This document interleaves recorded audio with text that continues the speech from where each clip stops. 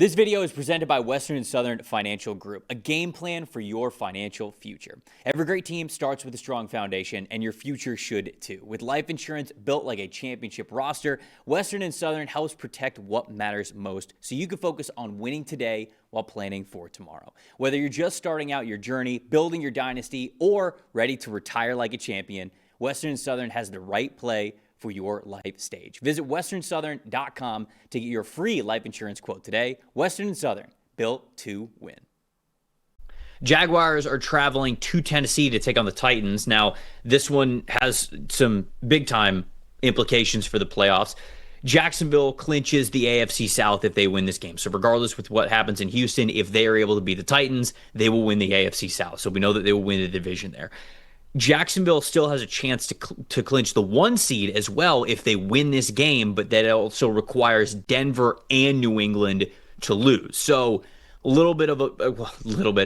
a long shot there for them to get the 1 seed, but they can still take care of business, make sure that they are winning this division, and make sure that they are hosting a playoff game in the first round there.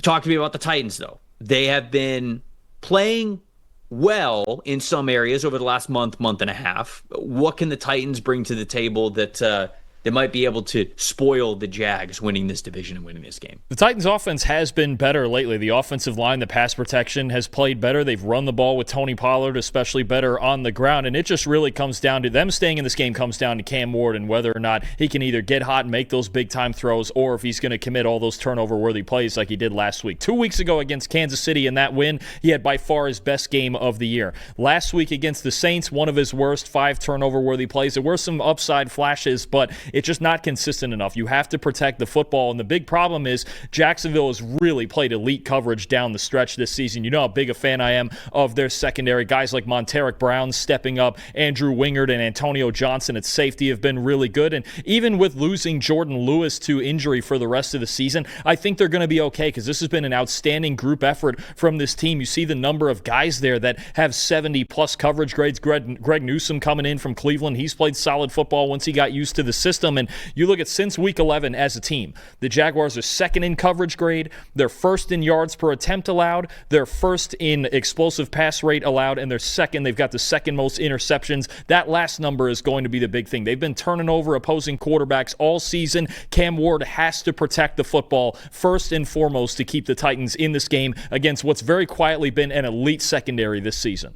Obviously, the Titans are playing for foundational building block pieces for next year. They're not playing for the playoffs, and they're not really in contention for the number 1 overall pick. Actually, I don't think that they can get it. So that's not on the line here for them. So we know that this is just going to be a straight up football game where they're just trying to play their best.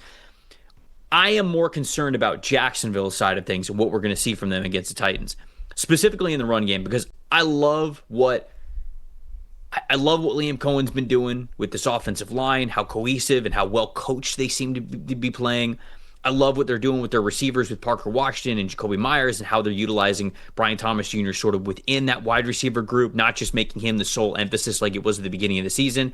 I like what Liam can do in the run game, but that's really where I have my concerns about Jacksonville as a legit Super Bowl contender. I do think that they have the ability to be a Super Bowl contender, but is maybe the AFC Championship kind of like a ceiling for them because they're not able to run the ball the way that they need to? Jags have a 68.3 rushing grade as a team. That's 28th in the NFL since week 9. They're also just 21st in EPA per rush, so a little bit better than where the grade is, situationally a little bit better in the run game. But the Titans, since week 9, 6th in team run defense grade. So in the second half of the season, they're playing really well against the run.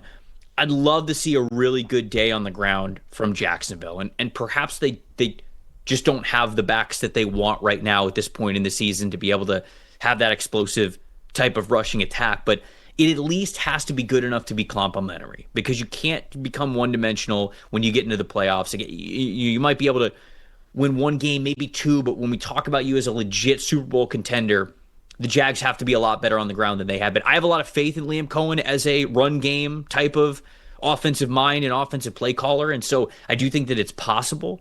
But there's a world where we may kind of come to the realization like, okay, maybe they just don't have the talent they need coming out of the backfield as they get into the playoffs here. So depending on how they play against the Titans, that will honestly give me more or less confidence about what I think for them heading into the playoffs. I'm taking the Jags to win this game, though.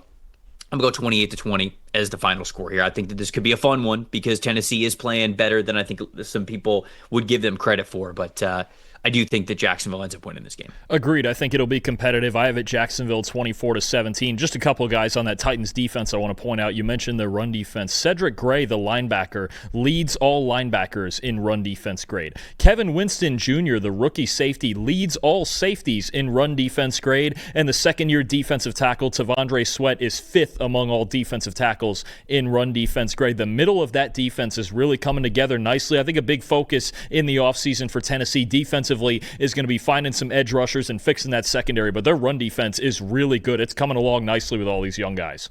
Everyone's got takes.